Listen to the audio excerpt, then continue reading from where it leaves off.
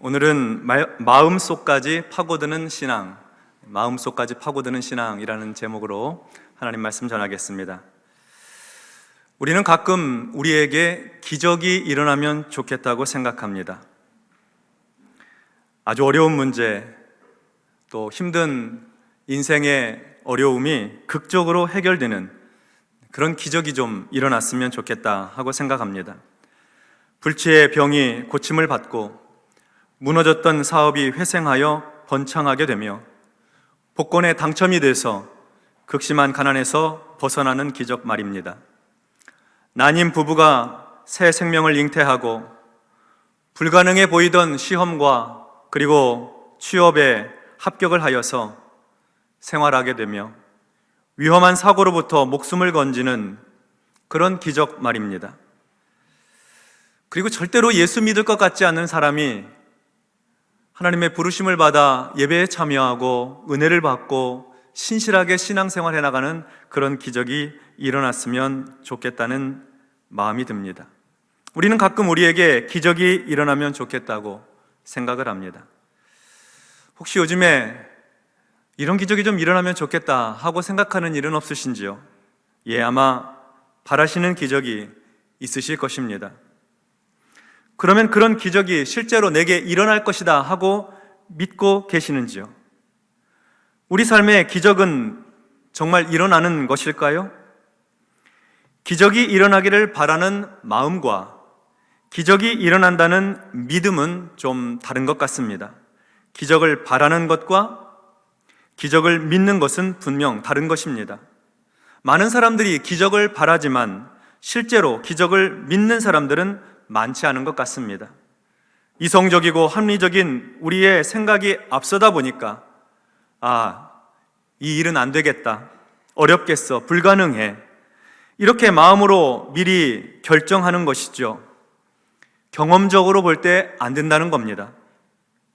그런데 여러분, 생각해 보면 우리는 몇 가지씩 기적을 경험하며 살아왔습니다.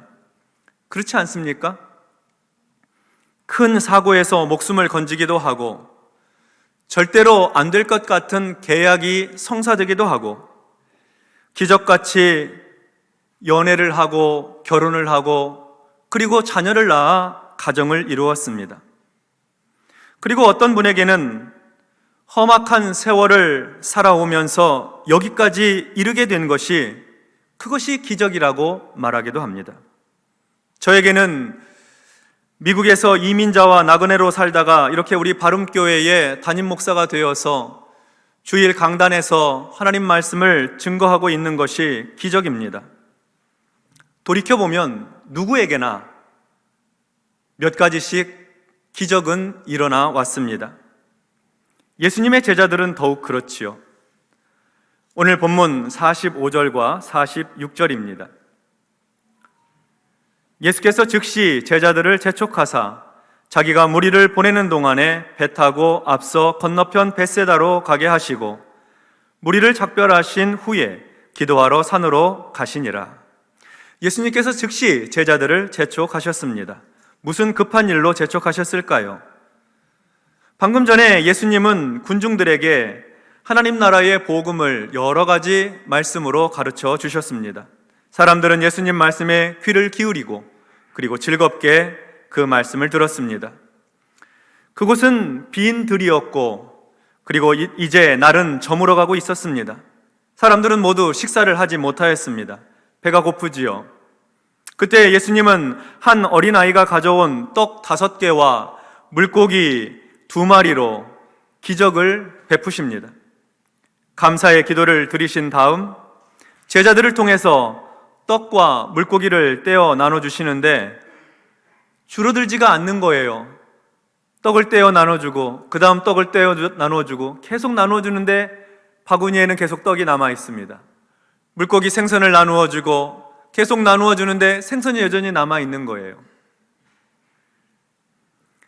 그렇게 해서 그날 늦은 오후에 예수님께서 베푸신 그 기적의 식탁에서 함께 식사를 한 사람들이 무려 5,000명이나 되었습니다. 다 먹고 난 후에 거두어들인 떡과 물고기도 12광줄이나 되었습니다. 떡 5개, 물고기 2마리로 5천 명을 먹이신 겁니다. 다른 성경에 보면 남자만 5천 명이라고 했으니까 여자와 어린이까지 포함하면 2만 명도 넘었을 것입니다. 2만 명이 모두 충분히 먹고 남았다는 얘기니까요. 얼마나 놀라운 기적입니까? 같은 내용을 다루고 있는 요한복음은 이렇게 배불리 먹은 기적을 체험한 사람들이 한 행동을 기록하고 있습니다. 요한복음 6장 14절과 15절에 보면 그 사람들이 예수께서 행하신 이 표적을 보고 말하되 이는 참으로 세상에 오실 그 선지자라 하더라. 그러므로 예수께서 그들이 와서 자기를 억지로 붙들어 임금으로 삼으려는 줄 아시고 다시 혼자 산으로 떠나 가시니라. 사람들이 예수님을 붙들고 억지로 임금을 삼으려고 하였습니다. 가난한 사람들에게, 배고픈 사람들에게는 배불리 먹이는 기적을 베푸시는 예수님이 왕이 되었으면 좋겠다고 생각했던 모양입니다. 저분이 우리 왕이 되시면 우리 굶을 일은 없겠다. 평생에 무엇을 먹을까 염려하며 늘 살아왔는데 저분이 왕이 되시면 이제 그런 걱정 안 해도 되는 것 아닌가? 그런 생각했을 것입니다. 다시 45절과 46절을 보겠습니다. 예수께서 즉시 제자들을 재촉하사 자기가 무리를 보내는 동안에 배 타고 앞서 건너편 벳세다로 가게 하시고 무리를 작별하신 후에 기도하러 산으로 가시니라. 예수님은 이러한 상황에서 제자들을 즉시 재촉하셨습니다. 얼른 배를 타고 앞서서 건너편으로 가라고 하셨습니다.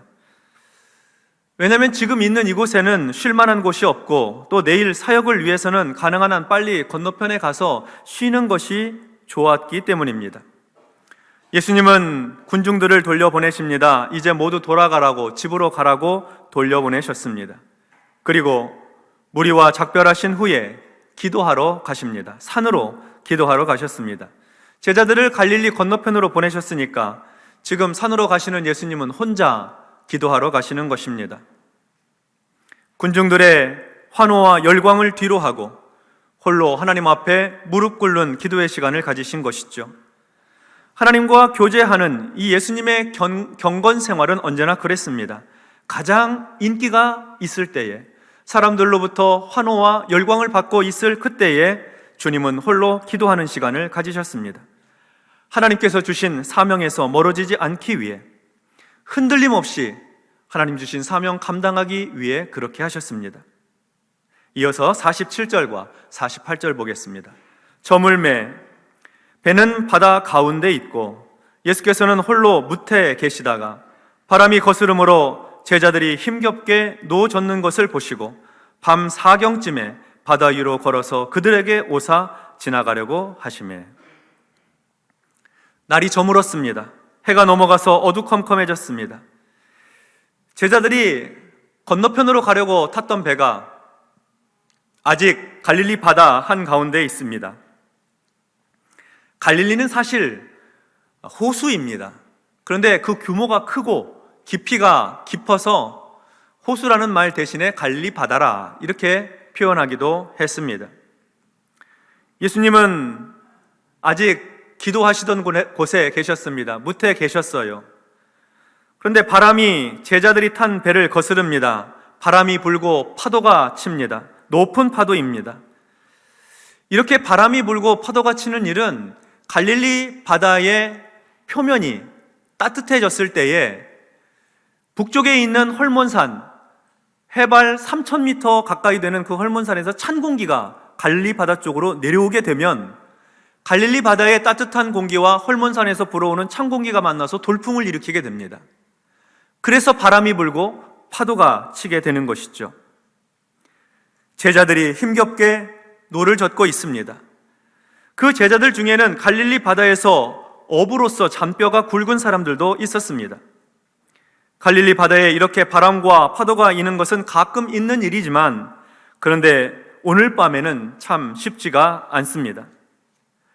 갈릴리 바다 건너편은 좀 멀긴 해도 금방 갈 수 있는 거리인데 벌써 몇 시간째 빈 노만 젖고 있습니다.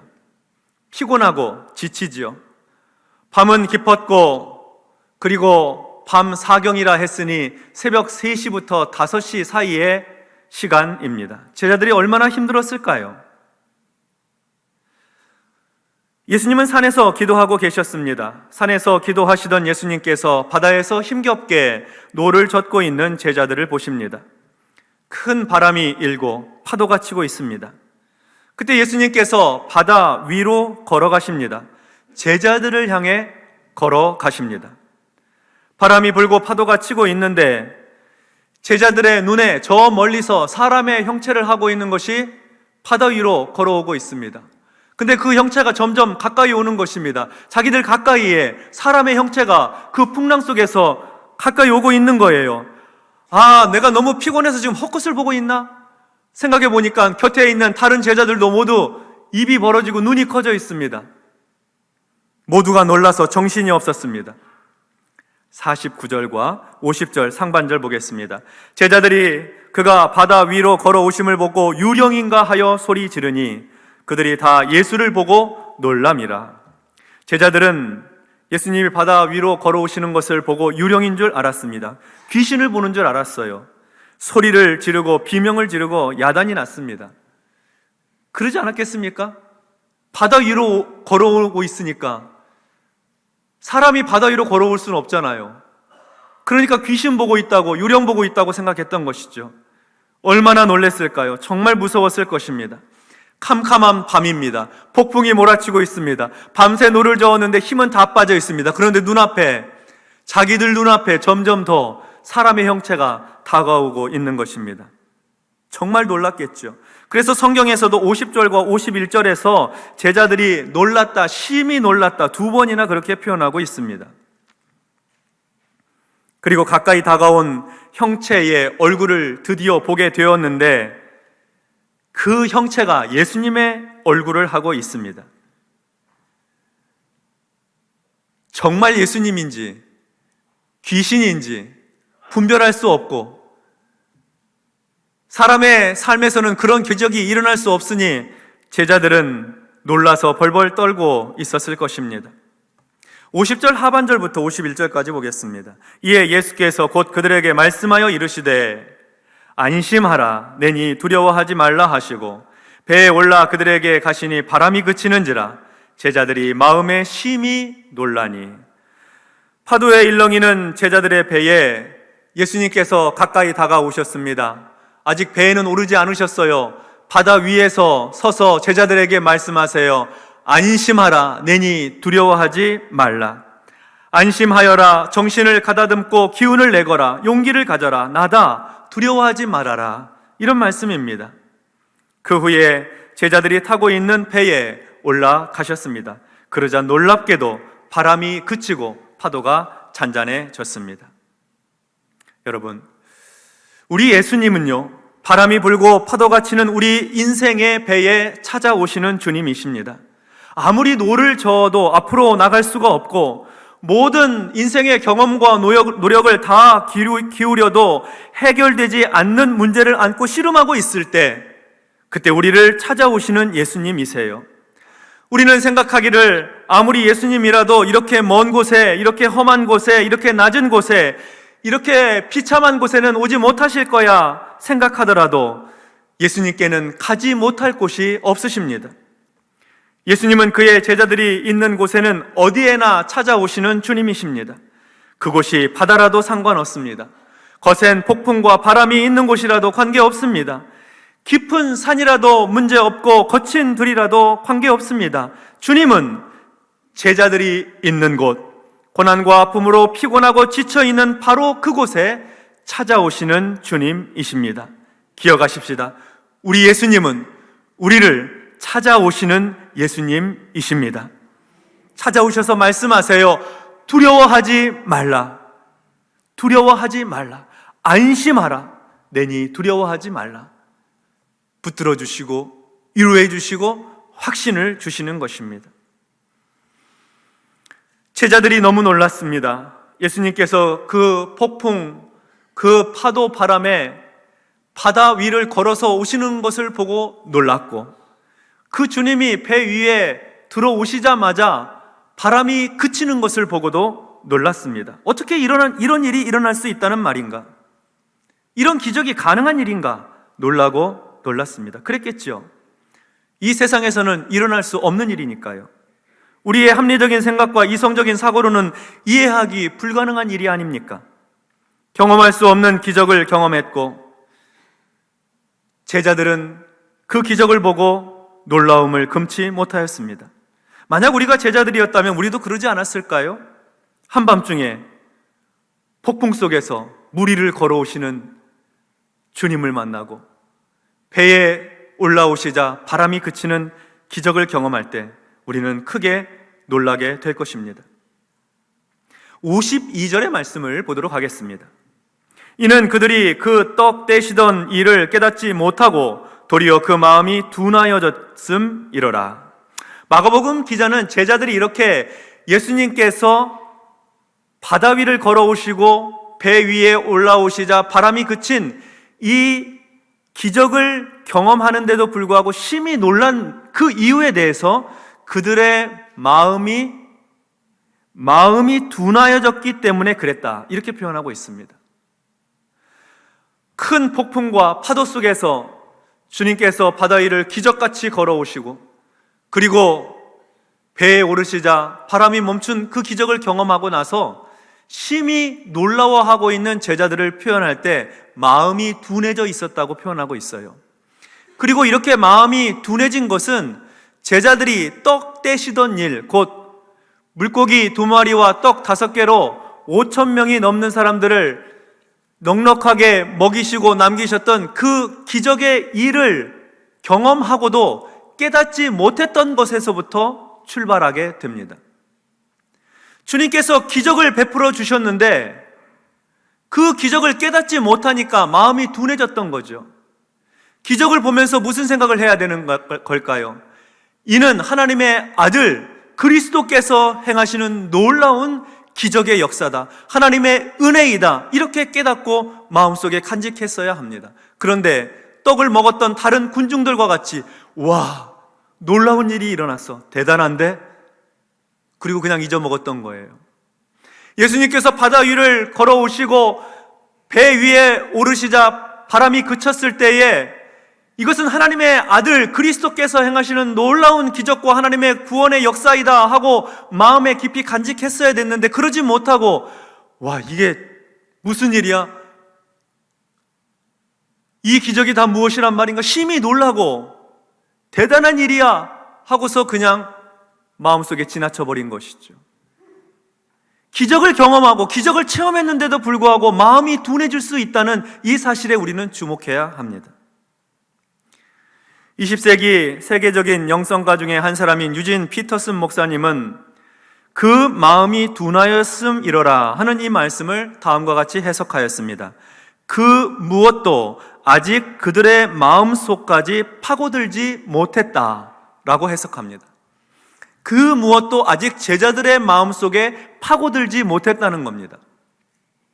오병이어의 그 기적의 사건도 제자들의 마음속에 파고들지 못했고, 풍랑이는 바다의 위를 걸어오시는 예수님, 배에 오르셔서 바람을 그치게 하신 그 예수님의 놀라운 기적과 구속의 은혜가 제자들의 마음속에 아직 파고들어가지 못했다는 거예요.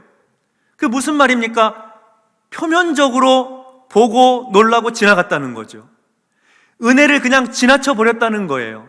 아직 그 마음속에 깊이 파고 들어가지 못했다는 말씀입니다. 성도 여러분, 우리는 단지 기적을 바라는 사람들이 아니라 기적을 믿는 성도들입니다. 우리 자신이 이미 삶을 통해서 몇 번의 기적과 같은 일들을 체험하였습니다. 하나님의 놀라운 구원의 손길을 경험하였습니다. 하나님께서 함께 하시면 그 어떤 기적이라도 넉넉히 일어날 수 있다, 하나님의 능력의 역사가 오늘날도 일어날 수 있다 하고 우리는 확신하는 사람들이라는 것이죠. 그러면서 우리는 기억해야 합니다.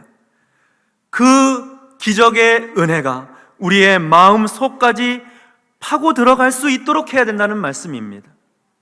하나님께서 나에게 베푸신 놀라운 은혜와 축복, 기적과 같은 일들이 우리의 가슴 속에 파고 들어갈 수 있도록 해야 된다는 것이죠. 그 말은 우리 평생에 절대로 잊을 수 없도록, 절대로 부인할 수 없도록 우리의 마음판에 각인해야 한다는 말씀입니다. 우리의 신비에 새겨 넣어야 한다는 말이죠. 하나님께서 베푸신 은혜를 그냥 지나가도록 방치해서는 안 되는 것입니다. 그러면 마음이 둔해지는 것입니다. 기적을 경험했는데도 예수님이 누구신지 모르고 하나님의 구원의 역사를 체험했는데도 불구하고 은혜를 그냥 넘겨버리는 것입니다. 살면서 내게 상처 준 사람, 손에 끼친 사람, 나를 억울하게 한 사람은 평생의 가슴속에 간직하고 살면서 하나님께서 내게 베풀어 주신 기적의 은혜와 구속의 역사는 그냥 지나치듯 흘려버린다고 한다면 그것처럼 애석한 일이 또 어디에 있겠습니까?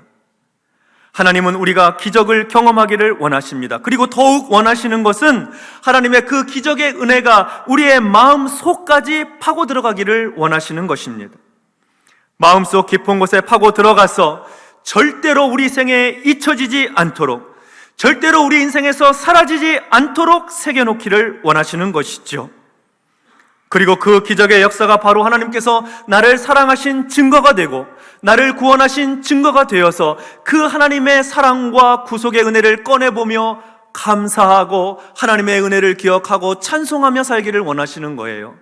예수 믿지 않는 사람들 만났을 때 내 가슴속 깊이 파고 들어와 있는 그 하나님의 구원의 기적이, 하나님의 역사를 꺼내어 그들에게 말해주고, 하나님께서 베푸신 기적이 이러했다고, 나를 사랑하신 표현이 이러했다고 고백하고 선포하고 전해주는 것, 전도 아니겠습니까? 우리 가슴속 깊이 각인되어 있는 것을 꺼내 전도할 수 있는 것입니다. 표면에 있는 것은 사라지고 말아요. 놀라고 끝나면은 없어지고 마는 것입니다. 여러분, 우리가 경험한 기적들이 많은데 그 기적 중에 기적이 무엇일까요? 그것은 우리가 예수를 믿고 구원을 받은 기적입니다. 나와 같은 죄인이 예수님을 구주로 믿고 그의 십자가 보혈로 내 죄가 사함받고 하나님의 자녀가 되는 권세를 얻은 것, 그것이 가장 큰 기적이 아니겠습니까? 영원히 죽을 수밖에 없었던 죄인이 영원히 살 수 있는 의인이 된 것처럼 큰 기적이 또 어디에 있을까요? 죽을 사람이 산 것이고 영원히 망할 사람이 이제 영원히 살게 된 것입니다. 여러분, 이 기적을 믿으시죠? 아멘. 그러면 내가 예수 믿고 죄사함 받아 구원에 이른 이 기적을, 이 구원의 은혜를 우리의 마음 속까지 파고들도록 해야 합니다. 그래야 마음이 둔해지지 않습니다. 그래야 신앙생활을 뜨겁지도 차지도 않은 상태, 미지근한 상태로 하지 않아요. 어제 믿은 신앙이 오늘 같고 오늘 믿은 시간이 내일 같은 정체되어 있는 신앙생활 하지 않는 겁니다.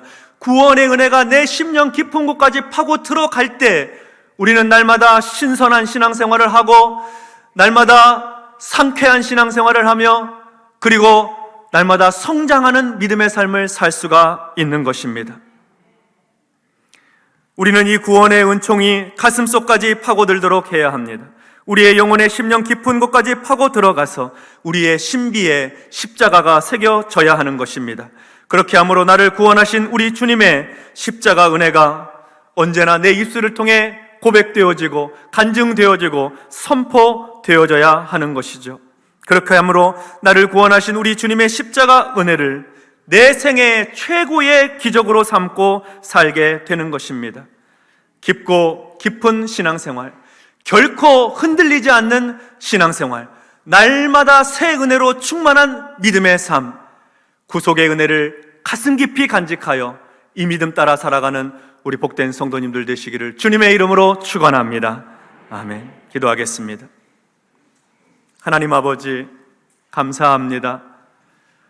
우리에게 말할 수 없는 은혜를 베풀어 주시고 기적의 역사도 보여주시고 무엇보다 예수 믿고 구원받아 내 죄 사하시고 하나님의 자녀되는 특권을 허락하여 주셨사오니 감사드립니다. 주님, 이 하나님의 기적의 은혜, 구속의 역사를 우리 마음속 깊이 파고 들어가는 그 은혜를 우리에게 허락하여 주시어서 결코 가볍게 여기지 않고 하나님의 은혜를 그냥 흘려버리지 아니하고 우리 마음의 신비에 각인할 수 있도록 은총을 베풀어 주시옵소서. 예수님의 이름으로 기도하옵나이다. 아멘.